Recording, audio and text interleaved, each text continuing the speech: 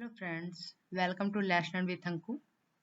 जैसा कि आपको पता है कि हम इस समय ऑल टीचिंग एग्जाम्स के लिए बाल विकास के सब्जेक्ट को पूरा टॉपिक वाइज क्लियर कर रहे हैं। तो उसी के सीरीज में आज हम बात करेंगे लर्निंग डिसेबिलिटी, सीखने की अक्षमताएं। तो इससे पहले हमने सोशलाइजेशन पे, सामाजिकरण पे, यूरी ब्रॉनफेल्ड ब्रेनर की थियरी, हेरिडिटी एंड एनवायरनमेंट, इसके साथ साथ हमने एसिमिलेशन, एकोमोडेशन, ऐसे करके बहुत सारे टॉपिक्स को क्लियर किया है। तो वो अगर आपको टॉपिक देखना है तो आप हमारे प्लेलिस्ट को जरूर विजिट करें। तो आज देखते हैं कि लर्निंग डिसेबिलिटी क्या होता है, इसके क्या टाइप्स हैं और ये किस तरीके से बच्चे को प्रभावित करता है। तो चलिए वीडियो स्टार्ट करते हैं। लर्निंग डिसेबिलिटी का मतलब ये होता है कि हमारे सीखने में अक्षमता क्या है। हम जब कोई चीज़ सीख रहे हैं तो उसमें क्या क्या दिक्कतें आ रही हैं या हम क्यों सक्षम नहीं है उस चीज़ को सीखने में। तो इसके बहुत सारे टाइप्स होते हैं, जैसे डिसलेक्सिया हो गया, अफेजिया हो गया, डिस्कलकुलिया हो गया, बहुत सारे प्रॉब्लम होते हैं। तो उनको हम टॉपिक वाइज देख लेते हैं कि क्या क्या होता है। तो उसके लिए चलिए स्टार्ट करते हैं अपना टॉपिक।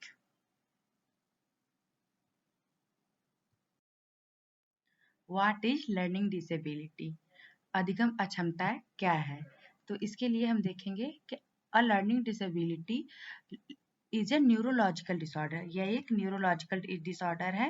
मतलब ये हमारे न्यूरॉन्स का जो न्यूरॉन्स होते हैं ब्रेन में, जो उनके वायर्ड होते हैं, उनकी डिस्टर्बेंस से जो क्रिएट होता है प्रॉब्लम, उसे हम कहते हैं न्यूरोलॉजिकल डिसऑर्डर। और आगे देखते हैं, in the simple term the a learning disability result from a difference in the way a person brains in wired। जो बच्चों का मस्तिष्क होता है, उनमें भी बहुत सारे वायर्स होते हैं, या नॉर्मली किसी भी इंसान में मस्तिष्क में बहुत सारे वायर्स होते हैं। उनकी डिस्टर्बेंस से हमको लर्निंग डिसेबिलिटी जैसे प्रॉब्लम को झेलना पड़ता है। तो पहली बात ये है कि जो बच्चे लर्निंग डिसेबिलिटी से अफेक्टेड हैं, ऐसा नहीं कि उनका आईक्यू कमजोर होता है। ऐसे बहुत सारे साइंटिस्ट हैं, बहुत सारे बहुत ही एक्टिविस्ट भी बहुत फेमस हैं। और आप मूवी भी देख लीजिए, जैसे माई नेम इज खान हो गया, फिर और एक मूवी था ईशान अवस्थी का तारे ज़मीं पे। ये सब इन लोगों का जो आईक्यू रहता है वो बहुत अच्छा रहता है, बस उनको कुछ प्रॉब्लम रहती है, जैसे शब्दों को समझना, जिसे डिसलेक्सिया कहते हैं, बोलने में प्रॉब्लम, अफेजिया कहते हैं। तो ये सब प्रॉब्लम झेलना पड़ता है, लेकिन इसे हम ये नहीं कह सकते कि वो बेवकूफ है, वो डम है। उसके आईक्यू पर कोई इफेक्ट नहीं पड़ता। उसका आईक्यू हम लर्निंग डिसेबिलिटी के पर्सपेक्टिव से नहीं देख सकते, क्योंकि लर्निंग डिसेबिलिटी अलग बात है और उनका आईक्यू अलग बात होता है। तो देखते हैं आगे कि डिसलेक्सिया क्या होता है। और ये हिंदी मीडियम के स्टूडेंट्स के लिए इसका नोट्स बना लेंगे, वैसे समझा तो रहे हिंदी में ही, फिर भी नोट्स के लिए बहुत अच्छा रहेगा। देखते हैं डिसलेक्सिया। डिसलेक्सिया एक ऐसा अधिगम अक्षमता है जिसमें बच्चा अक्षरों, अंकों आदि को पहचानने में दिक्कत महसूस करता है। साथ ही साथ वो पढ़ने, लिखने, बोलने और याद करने में असमर्थ रहता है। इसका मतलब ये है, सब स्पेशली तो डिसलेक्सिया आपके रीडिंग से संबंधित है। अगर आप रीड गलत करते हैं, अगर आप बी को डी पढ़ते हैं, तो जाहिर सी बात है आप बैग को डग लिखेंगे, ऐसा करके। या डिसलेक्सिया ऐसा प्रॉब्लम होता है जिसमें बच्चा सा को वाज पढ़ता है, डॉग को गॉड पढ़ता है, सिक्स को नाइन, सिक्स को देखिए ये सिक्स हो गया। इसको बच्चे का जो ब्रेन डिस्टर्बेंस रहता है, ब्रेन का वायर्स का जो डिस्टर्बेंस रहता है, जिसकी वजह से वो सिक्स को नाइन समझता है। तो ये जो प्रॉब्लम है, ये डिसलेक्सिया का है। और ये जो आपको प्रॉब्लम है डिसलेक्सिया या अफेजिया, कोई भी, ये आपका लाइफ लॉन्ग प्रोसेस है। इसको हम प्रैक्टिस के थ्रू कम कर सकते हैं, लेकिन हम इसको जड़ से खत्म नहीं कर सकते। तो इसे कहते हैं डिसलेक्सिया। और देखते हैं, जैसे देखिए ये यहाँ पे दो बच्चे हैं। एक तो जो जिसको कोई प्रॉब्लम नहीं है, उसके माइंड में सारा पिक्चर क्लियर है कि हाँ इसको ए को, ये बी को भी। लेकिन यहाँ पे देखिए कॉन्फ्लिक्ट हो रहा है। कॉन्फ्लिक्ट का क्या मतलब है? ये ए को स्मॉल बी या उल्टा ए लिखता है, या उसका प्रोनाउंसिएशन वैसा है, तो जब वो गलत देखता है, तो गलत जब पढ़ेगा तो वो गलत लिखेगा। तो इसलिए इसे लर्निंग डिसेबिलिटी कहते हैं, रीडिंग डिसेबिलिटी भी कह सकते हैं। और कभी कभी क्वेश्चन आ भी जाता है कि अगर बच्चा अगर पढ़ गलत रहा है तो क्या वो लिखेगा सही? अगर वो गलत लिख रहा है और गलत पढ़ रहा है, तो ये किस प्रॉब्लम को फेच कर रहा है, तो हम इसको कहेंगे डिसलेक्सिया। ये क्या है? डिसलेक्सिया प्रॉब्लम है। ऐसा नहीं कि अगर आपको दे दिया गया कि हाँ, अगर बच्चा गलत पढ़ रहा है तो क्या वो सही लिखेगा? बिल्कुल नहीं। अगर वो 6 को 9 लिख रहा है, तो क्या अगर उसको 69 लिखना रहेगा तो वो 96 लिखेगा? उल्टा ही उसके दिमाग में उसका प्रोग्रामिंग है, उसके दिमाग का प्रोग्रामिंग। इसलिए हम ये नहीं कह सकते कि अगर बच्चा गलत पढ़ेगा तो वो सही लिखेगा। अगर वो गलत पढ़ रहा है तो वो गलत लिख रहा है, और गलत लिख रहा है तो वो गलत समझ भी रहा है। तो ये हो गया आपका डिसलेक्सिया। डिसकैलकुलिया।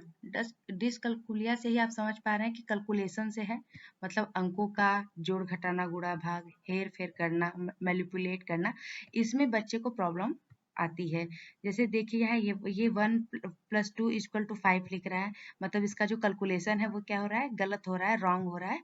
तो इसलिए इसे डिसकैलकुलिया कहते हैं। तो आप वर्ड से ही पता कर पाएंगे कि अगर डिसकैलकुलिया है तो उसे मैथ्स से रिलेटेड क्वेश्चन में प्रॉब्लम आएगी, अंकों से रिलेटेड क्वेश्चन में उसको मैनिपुलेट करने में, 3 को 4 की जगह पे रखने में और 4 को 3 की जगह हेर फेर करने में भी प्रॉब्लम आएगी। इसे कहते हैं डिसकैलकुलिया। डिसकैलकुलिया एक प्रकार का गणन संबंधी विकार है, जैसा हमने पहले ही बात कर लिया, जिसमें बच्चे को अंकों को समझने के साथ साथ संख्याओं के हेर फेर करने में भी कठिनाई का सामना करना पड़ता है।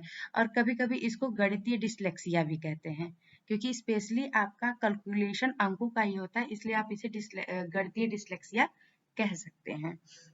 अब जैसे देखिए 6+3=7, 4-3=2, 5-4=2, मतलब उसका जो कैलकुलेशन है वो गलत हो जाएगा, वो या वो जानबूझ के नहीं करेगा, उसकी जो ब्रेन का वायर्ड है वो डिस्टर्ब हो गया है, जिसकी वजह से वो उसको कैलकुलेशन करने में प्रॉब्लम होगा। लेकिन हाँ, अगर हम उसको रिपीट करें, वो जो गलती कर रहा है उसको हम अगर रिपीट करें बार बार या उसको समझाएं, तब किसी हद तक जाके वो ठीक हो सकता है। लेकिन कहिए आप जड़ से ठीक हो जाए, तो ये जड़ से कभी ठीक नहीं होता है, क्योंकि ये आपके ब्रेन से रिलेटेड है। तो आप समझ ही सकते हैं कि कितना सीरियस ये केस होता है। डिस्ग्राफिया। अब देखते हैं डिस्ग्राफिया क्या होता है। डिस का मतलब आप हमेशा समझ रहे हैं कि रॉन्ग, मतलब गलत हो रहा है, और ग्राफ मतलब ग्राफ बनाना होता है, ग्राफ खींचना हो गया। तो आपकी आपके जो राइटिंग से रिलेटेड जो आपका प्रॉब्लम होगा, आपके जो राइटिंग का डिसऑर्डर, आपका राइटिंग जब खराब होगा या आप लिख रहे हैं फिर भी आपके राइटिंग के बीच में बराबर का डिस्टेंस नहीं है, आपकी राइटिंग अच्छी नहीं है, तो इसे कहते हैं डिस्ग्राफिया। कभी कभी देखिए बच्चे जब छोटे होते हैं तब उन सब में ये आम बात होती है, लेकिन जब धीरे धीरे बच्चा बड़ा होता है तो उससे सब एक्सपेक्ट करते हैं कि उसकी जो भी बुराइयां हैं वो बदल, मतलब अच्छाइयों अच्छाइयों में बदले। तो उसके वजह से जब वो देखते हैं कि उसके राइटिंग में कोई सुधार नहीं आ रहा है, तब उन्हें पता चलता है कि मेरा बच्चा तो डिस्ग्राफिया से अफेक्टेड है। इसके लिए आप बार बार प्रैक्टिस करा सकते हैं, और बहुत सारे एक होता है रिमीडियल क्लास लगवा सकते हैं, तो उन सब से थोड़ा सा कंट्रोल में आ जाएगा, लेकिन ये पूरी तरीके से ठीक तो नहीं होता है। तो डिस्ग्राफिया का डायरेक्ट मतलब ये हो गया कि आपके लिखने में प्रॉब्लम है, आपके हैंडराइटिंग में प्रॉब्लम हो अगर पाया जा रहा है, तो उसे डिस्ग्राफिया का। डस मतलब बैड और डिफिकल्ट, प्रेक्सिया मतलब एक्शन, मतलब डिस्ग्राफिया एक प्रकार का अधिगम अक्षमता है। ये तो हम सबको पता है कि हम लर्निंग डिसेबिलिटी पढ़ रहे हैं, तो ये अधिगम अक्षमता होगी ही, जिसमें बच्चे का लिखावट जो है वो असामान्य और विकृत होता है, मतलब डिस्टॉर्टेड और एबनॉर्मल होता है। इसका ये मतलब हो गया कि जैसे आप एप्पल लिखते हैं तो आपके एप्पल में ए के बाद डायरेक्ट पी आता है, लेकिन उसका जो पी है वो थोड़ा दूर रहेगा और बहुत ही अलग टाइप का रहेगा। सॉरी, ये सर्कल नहीं चल पा रहा है, कर्सर। तो ये हो गया आपका ग्रिपिंग में प्रॉब्लम आ जाएगी, आपका जो शेप रहेगा कैपिटल स्मॉल इन सब में प्रॉब्लम, मतलब सब कुछ मिला के अगर हैंडराइटिंग में प्रॉब्लम आ रही है तो उसे हम डिस्ग्राफिया कहेंगे, मतलब कि बच्चा डिस्ग्राफिया से अफेक्टेड है। डिस्मॉर्फिया। डिस्मॉर्फिया का मतलब हो गया कि आपके जो आपका जो शरीर है या बच्चे का जो शरीर है, उसका जो स्ट्रक्चर है वो नॉर्मल बच्चों से थोड़ा सा हटके हो, मतलब कि आपके बॉडी का जो स्ट्रक्चर है उसमें अगर एबनॉर्मेलिटीज आ गई या वो असामान्य दिख रहा है, तो इसे हम कहते हैं डिस्मॉर्फिया। और इसमें आपको आपको एग्जाम्पल के तौर पे आप पा मूवी को देख लीजिए, जिसमें अमिताभ बच्चन बहुत छोटे एज का रहता है, लेकिन उसका जो शरीर रहता है वो बुड्ढों की तरह, उसकी हाइट भी नॉर्मल बच्चों की तरह नहीं बढ़ पाती, और उसका हाइट के साथ साथ आप देखेंगे कि उसका जो स्किन रहता है वो भी बुड्ढों की तरह हो जाता है। तो ये सब डिस्मॉर्फिया के भी के ही लक्षण हैं, तो इसे हम कहते हैं dysmorphia. Dysmorphic feature is abnormal difference in the body structure. आपके बॉडी स्ट्रक्चर में जब कोई असामान्य अंतर होता है तो उसे हम डिस्मॉर्फिया कहते हैं। जैसे आप शीशे में देख के खुद को मतलब आपको फील आएगा कि हाँ मैं मेरा स्ट्रक्चर थोड़ा खराब हो गया है, भद्दापन जैसा लगना, तो ये डिस्मॉर्फिया का लक्षण है। तो ये हो गया आपका डिस्मॉर्फिया। देख लेते हैं कि अफेजिया क्या होता है। अफेजिया या उसे आप डिस्फेजिया भी कह सकते हैं। तो अफेजिया आपके बोलने से संबंधित है, जिसमें आप बस पीएस से अगर अनुमान लगाते हैं तो फोनेटिक होता है, जैसे फोन पे भी आप बात ही करते हैं, तो उस तरीके से आप समझ सकते हैं कि आपके लैंग्वेज में जो आपको प्रॉब्लम झेलना पड़ेगा, आप किसी बात को समझ नहीं पा रहे हैं, आप बहुत डिफिकल्टीज से बोल पा रहे हैं। आपको अगर आप बोल नहीं पा रहे हैं तो जाहिर सी बात है आप जब पढ़ेंगे तो उसमें भी डिफिकल्टीज का सामना करना पड़ेगा, लिखने में भी। इसके साथ साथ आपको किसी की बातें समझने में भी प्रॉब्लम होती है, तो ये अफेजिया का प्रॉब्लम होता है। अफेजिया की वजह से बच्चे ऐसा सब कुछ फेस करते हैं। आपने अजब प्रेम की गजब कहानी मूवी देखी होगी, जिसमें जब रणबीर कपूर इमोशनल हो जाता है तो हक लाने लगता है, तो ये जो चीजें हैं ये अफेजिया से ही रिलेटेड है, उसके बोलने में ही प्रॉब्लम है ना। तो जब अगर आपको बोलने में प्रॉब्लम दिख रही है तो ये डायरेक्ट कनेक्टेड है अफेजिया से। Aphasia is a communication disorder, मतलब आप किसी से जब कम्युनिकेट करते हैं तो वो आप आसानी से नहीं कर पाते हैं जैसे नॉर्मली बच्चे कर पाते हैं, उनसे थोड़ा अलग हटके अगर कोई कम्युनिकेट कर रहा है तो इसका ये मतलब है कि उसे अफेजिया, वो अफेजिया से अफेक्टेड है, अफेजिया डिसेबिलिटी से, जिसकी वजह से उसको पढ़ने में भी प्रॉब्लम है, लिखने में भी प्रॉब्लम है, और इसके साथ साथ उसे बोलने में भी प्रॉब्लम आएगी। तो ये हो गया आपका अफेजिया। ये अफेजिया एक संचार विकार है जिससे पढ़ना लिखना या बोलना मुश्किल हो जाता है। ये हमारे हिंदी मीडियम के स्टूडेंट्स के लिए है। तो आगे देखते हैं। अब देख लेते हैं एक और लर्निंग डिसेबिलिटी, इसका नाम है डिस्प्रैक्सिया। डिस्प्रैक्सिया का मतलब हो गया कि जब आपका जो बॉडी है वो कोऑर्डिनेट ना कर पाए आपके ग्रॉस मोटर स्किल से या फाइन मोटर स्किल से। मतलब अगर कोई विकलांग बच्चा है जिसका हाथ पैर से लेके पूरा शरीर विकलांग है, उसे अब तो दिव्यांग कहते हैं, तो जब वो बच्चे लिखने का ट्राई करेंगे तो उनकी जो हाथ हैं, जाहिर सी बात है अगर उनका पूरा बॉडी अगर अफेक्टेड है तो उनका जो हाथ है वो पेंसिल्स के साथ कोऑर्डिनेट नहीं कर पाएगा। अगर वो लिखना चाहेगा तो उसकी राइटिंग में प्रॉब्लम आती है। इसके साथ साथ पेंसिल ग्रिप में प्रॉब्लम आ सकती है, स्पेसिंग में प्रॉब्लम आ सकती है, फॉर्मेशन में आ सकता है। बहुत इसके सबसे पहली बात कि हैंड राइटिंग इशू के वजह से अगर देख लें तो यहाँ उसे 3 प्रॉब्लम फेस करना पड़ रहा है। इसके साथ-साथ अगर उसका बॉडी अगर सही से काम नहीं कर रहा है तो ये तो आपका फाइन मोटर स्किल का हो गया। फाइन मोटर स्किल में ही हम देख लेते हैं कि वो अपने शर्ट का बटन नहीं बंद कर पाएगा अच्छे से। इसके साथ-साथ वो शूलेस नहीं बाँध पाएगा। बहुत सारी प्रॉब्लम उसे झेलने पड़ेंगे। ये फाइन मोटर स्किल का हो गया। अब ऐसे ही ग्रॉस मोटर स्किल में देख लेते हैं कि इसको फिजिकल इश्यूज भी बहुत आएंगे। देखिए जैसे अगर कोई है जिसको चलने में प्रॉब्लम है तो वो दौड़ने में असमर्थ रहेगा ना, उसको रनिंग में प्रॉब्लम हो जाएगा। स्पोर्ट्स खेल खेल रहा है तो उसमें नहीं हो पाएगा। ऐसा नहीं है, अभी एक डीएम है प्रयागराज के, वो चाइना में जाके अभी स्पोर्ट किए हैं, उनको भी प्रॉब्लम है चलने में, लेकिन अगर प्रॉब्लम इतना बढ़ जाए कि उनका बॉडी खुद से कनेक्ट ना कर पाए, बॉडी का जो वर्क है वो हाथ से या एक अच्छा कोऑर्डिनेशन ना बना पाए, तो उसकी वजह से थोड़ा प्रॉब्लम क्रिएट हो जाता है। बैलेंस नहीं कर पाते वो अपने शरीर को, एक साइड झुके रहते हैं, बहुत सारी प्रॉब्लम आती रहती हैं। तो ये हो गया आपका डिस्प्रैक्सिया। डिस्प्रैक्सिया का मतलब ये हो गया कि अगर आपका जो बॉडी का कोऑर्डिनेशन है वो सही नहीं बन पा रहा है, आपको बैलेंस नहीं कर पा रहा है, तो इसे हम डिस्प्रैक्सिया कहेंगे। इसकी वजह से क्या क्या होता है कि आप मतलब लिख नहीं पाएंगे अच्छे से। अगर आपका फाइन मोटर स्किल में ही तो आप पेंसिल पकड़ेंगे ना, आपकी छोटी छोटी अंग जैसे आपका हो गया उंगली, ये फाइन मोटर स्किल के ही पार्ट है। तो अगर आप पेंसिल सही से नहीं पकड़ पाएंगे तो आपके हैंड राइटिंग पर भी तो इशू अफेक्ट पड़ेगा। तो इस तरीके से हम देखें कि ये डिस्पेक्सिया होता है।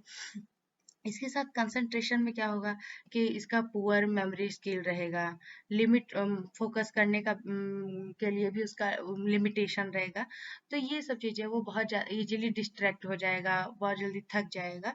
तो ये जो चीज़ें हैं, इसके साथ साथ क्लासरूम में उसके साथ क्या इशू होगा, अगर पूरा क्लास चल रहा है, अगर वो विकलांग है, सॉरी दिव्यांग है, तो उसका पुअर लिसनिंग स्किल रहेगा, वो सुनने में भी असमर्थ हो सकता है क्योंकि प्रॉब्लम बहुत टाइप्स की होती हैं।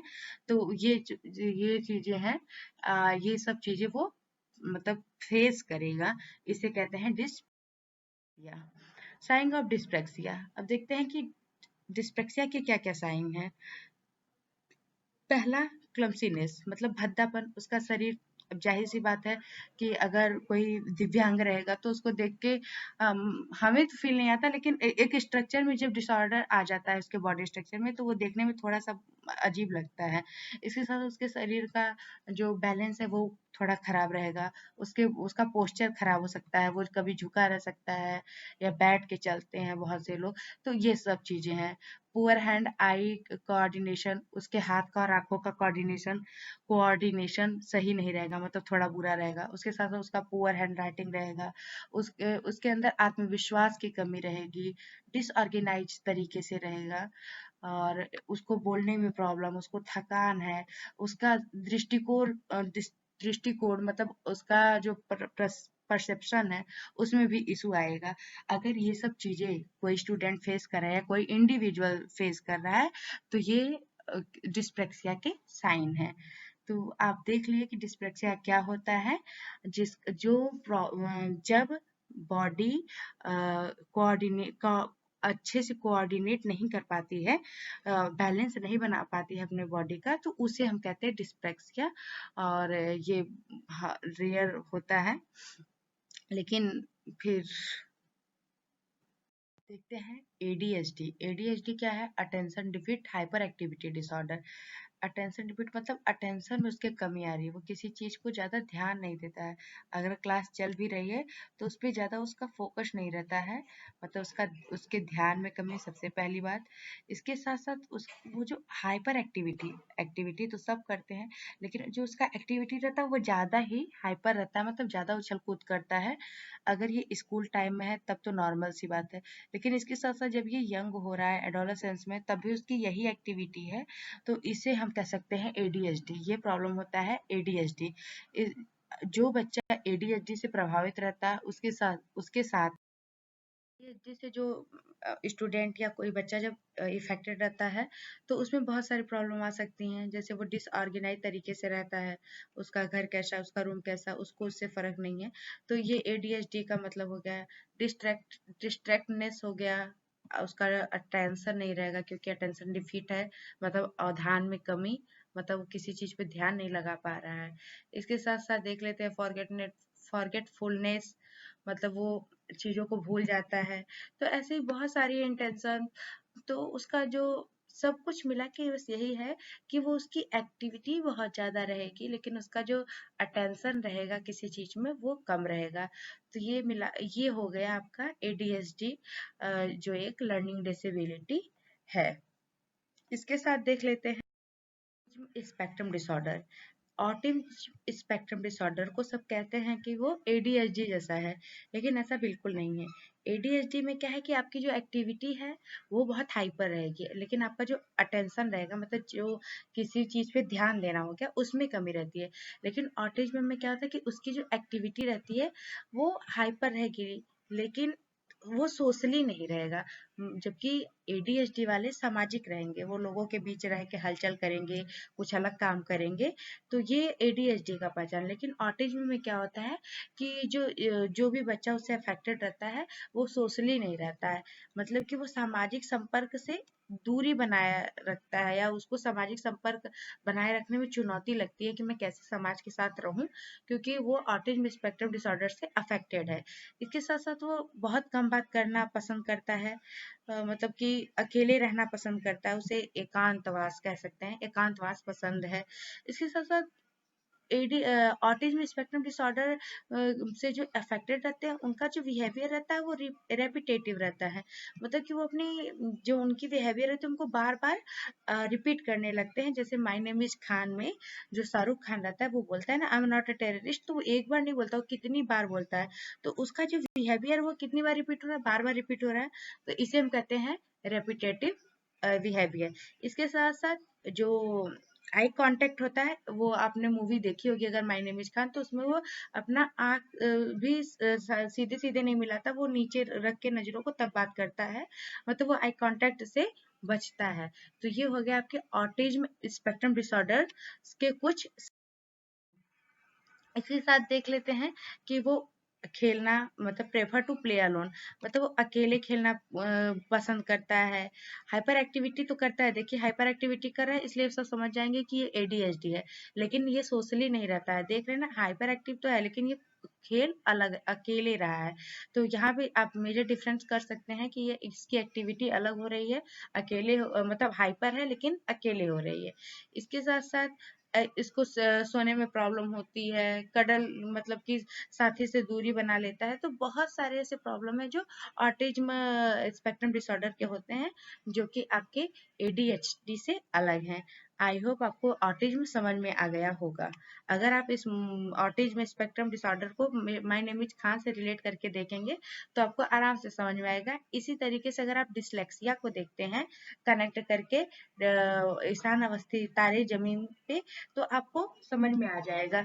तो आप अगर सब्जेक्ट्स को मूवी से रिलेट करके पढ़ते हैं, या किसी आपके आसपास में कोई ऐसा है उससे रिलेट करके पढ़ रहे हैं, तो आपको कॉन्सेप्ट बहुत अच्छे से क्लियर हो जाएगा। इसके साथ साथ हम एक और वर्ड देखते हैं, यूटोपिया। यूटोपिया क्या होता है, जिसमें बच्चा बहुत अच्छा इमेजिनेशन करता है कि उसके साथ बहुत अच्छा हो रहा है, वो सब जैसे दिन में सपना देखना होता है ना, कि हमारे पास कार आ गया, हमारे पास मर्सिडीज हो गया, तो ये सब जो चीजें हैं ये आपके यूटोपिया का है, कि आप अच्छी अच्छी चीज को इमेजिनेट करते हैं, आप कल्पना करते हैं, लेकिन वो वास्तविकता में होता नहीं है। इसी के साथ अगर यूटोपिया का जस्ट रिवर्स देखेंगे तो डिस्टोपिया होता है, जिसमें आदमी हमेशा अपने को कई बुरी रोगों से ग्रसित है, या उसके साथ बहुत गलत हो रहा है, या वो बहुत ही गलत गलत चीजों को इमेज करता है, उसका इमेजिनेशन पावर थोड़ा निगेटिव होता है, तो उसे कहते हैं डिस्टोपिया। और अगर कोई अच्छा इमेजिनेशन कर रहा है तो उसे कहते हैं यूटोपिया। इसके साथ साथ बहुत सारे और भी लर्निंग डिसेबिलिटी होती हैं, किसी को इमोशन से रिलेटेड, और बहुत सी प्रॉब्लम होती है, OCD की प्रॉब्लम हो जाती है, आप जो साफ सफाई का ज्यादा ध्यान देते हैं उसे OCD कहते हैं। तो ऐसे ही बहुत सारे लर्निंग डिसेबिलिटी है, लेकिन आपके एग्जाम के पॉइंट ऑफ व्यू से मैंने आपको जितना पढ़ाया है इतने ही क्वेश्चन आते हैं और इसी से रिलेटेड आते हैं। तो आई होप आपको ये वीडियो पसंद आया। अगर आपको ये वीडियो पसंद आता है तो आप हमारे आप हमारे channel let's learn with Anku को सब्सक्राइब करना बिल्कुल ना भूलें। लाइक जरूर करें, सब्सक्राइब जरूर करें, इसके साथ साथ बेल आइकन को दबाना बिल्कुल ना भूलें, क्योंकि अगर मेरे नेक्स्ट वीडियो आ रहे हैं तो उसका नोटिफिकेशन आपको आसानी से मिल जाएगा। Thanks for watching this video. मिलते हैं नेक्स्ट वीडियो में एक नए टॉपिक के साथ। तब तक के लिए अपना ध्यान रखिए। Bye bye.